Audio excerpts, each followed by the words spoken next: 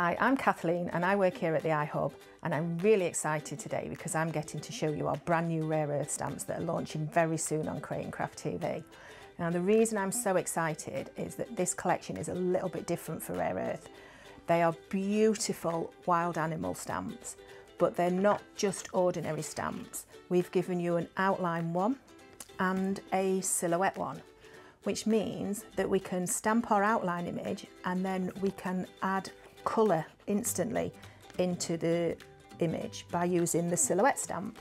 So it's quick, simple and easy. And just to show you how easy it is, I'm going to show you how to create this. I've got, you can see this is my practice ones. So I've literally just got a piece of card and I've torn it so that I get like a hilly kind of shape.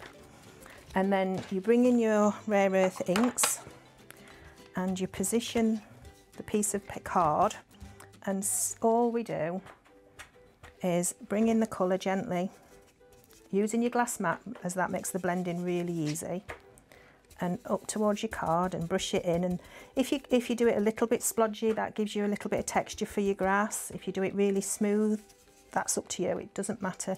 Crafting is always a personal choice. So I'm not going to show you how to do all of that because that's the technique, but then you would bring in your other piece, flip it over and do the same with your blue ink, and then you will end up with this. So this is the basis for our card, and then I'm using the load and fold today because it's really simple and it makes seam building so easy. Now a lot of people will tape the card in. I don't. I work in the corners like this because that just works for me, and I just find it quite easy when I want to move my card around. So I'm going to, sorry, I should have peeled that off. So I'm going to start with my tree stamp. And this is what I say about being able to move my piece of card around, because I want my tree to go at the very bottom of the card, overlapping slightly even, because I don't want there to be a line under the stamp. And then use your load and fold, lift up your image, make sure your card is back in the corner where you want it, and then simply ink up the stamp. Now the good thing with the load and fold is that if we don't get a perfect image first time, it doesn't matter. We can go back in and we can restamp. But also, if you find that your image isn't quite dark enough, or you just prefer it darker, or you want to put some shade in, so like I'm only going to ink that little bit, which means that I'm not adding extra ink to this side, so that hopefully it will give me a little bit of shadow and texture with my tree. Okay, so that's step one. And then our step two is to add in the foliage. So for this, I'm going to bring my card down to the bottom.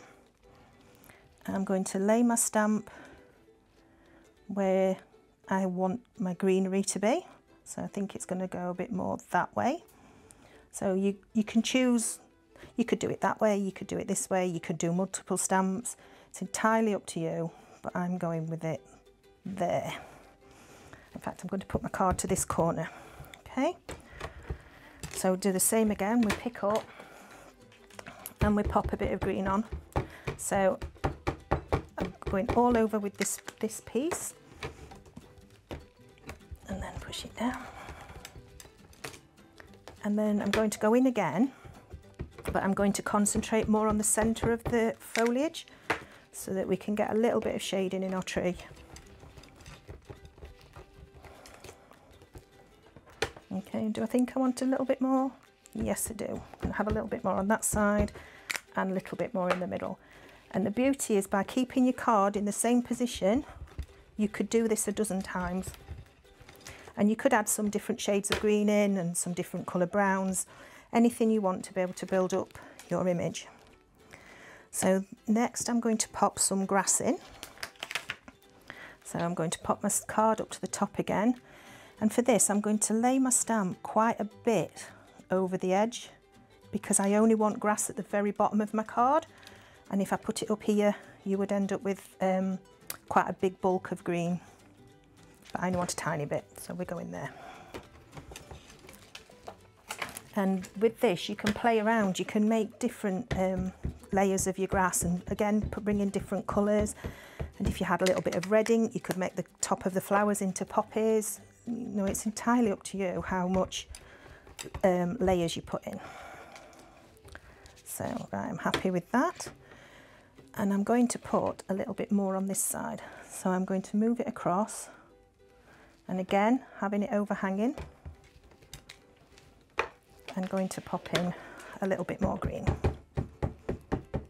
Again, I'm not being too worried about where I'm putting the ink because I want it to be quite natural looking. I don't want it to just be a heavy block of green. So that's it. Right, so I'm quite happy with that. And then for the fun little animals. So for this one, I'm choosing the squirrel. We're going to have him running towards his tree. So we have two separate stamps for the squirrels, one with lots of detail in it and one which looks like it would be a silhouette stamp.